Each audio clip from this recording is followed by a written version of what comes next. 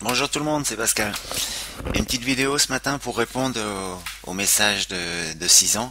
Avant d'essayer de répondre à ces questions, d'ailleurs, je voudrais le remercier pour sa participation au sujet. C'est très sympa, voilà. Donc, merci 6 ans pour ta participation. La première chose, je regarde tes graphes et donnerai mes petites remarques et te donnerai mes petites remarques. Il me dit que la réjection de la single print ce matin a donné des points. Effectivement, on voit bien que la single print qui était notée ici a donné un premier point de réjection. Ensuite, on est redescendu, on est revenu buter sur la partie haute de cette single print à 2 points.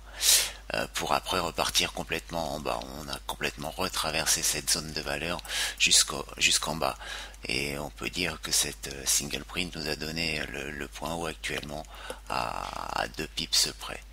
Donc voilà encore une preuve de l'utilité de ces zones de single print qui nous donnent souvent des points intéressants. Et d'ailleurs moi ce matin j'ai pris mon premier scalp sur la première réjection de cette single print.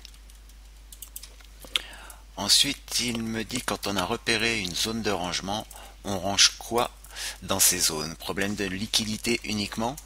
Ben oui, pour moi, c'est uniquement un problème de liquidité.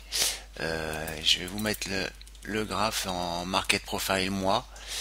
Euh, Pourquoi uniquement de la liquidité? Comme je l'ai dit, le market maker se doit de fournir de la liquidité sur tous les niveaux de prix, de façon à répondre à la demande de tous ses clients, que ce soit les asks ou les bids. Il faut qu'ils puissent fournir de la liquidité sur chaque niveau de prix. Et là, c'est super parlant, quoi. Là, chaque profil représente un mois de cotation. Donc là, c'est le début de l'année, donc on a le mois de juin, janvier, pardon, janvier, février, mars, avril, bon, jusqu'à ce mois-ci.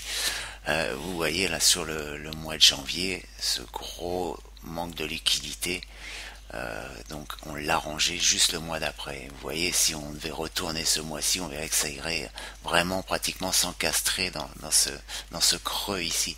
Donc là, c'est parlant, quoi. On voit vraiment bien, il y avait ce grand trou qui a été comblé le mois suivant.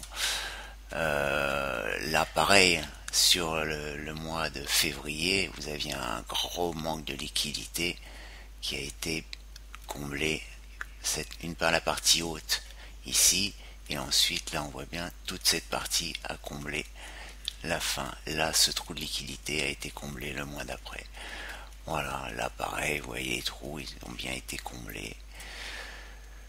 Voilà, donc après, quand tout ça, on le sait jamais. Bon, là, c'est sûr que ce sont des markets pour un mois, mais bon, on peut le voir aussi sur les graphes jours. Hein.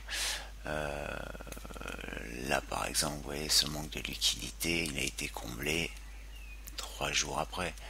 On a des exemples comme ça, il y en a énormément. Regardez là, sur la journée du 5, nous avons ce gros trou. Bah, le lendemain, qu'est-ce qu'on a fait?